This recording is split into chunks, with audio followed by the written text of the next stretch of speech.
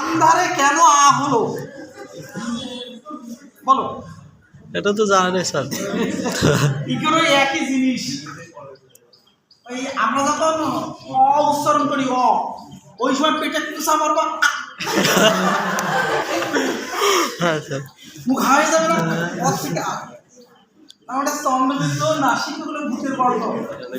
যখন ভূতকে আমরা তাড়িয়ে দিচ্ছি, ভূত যাওয়ার আগে কি করছে? কুসা দিয়ে যায়, কুসা দিয়ে আর তাকে তার মানে হ্রস্ব স্বরকে দীর্ঘস্বর বলা দিয়ে যায়। নাসিক ধ্বনি লুপ্ত হওয়ার সময় হ্রস্ব স্বরকে দীর্ঘস্বর বলা দিয়ে যায়।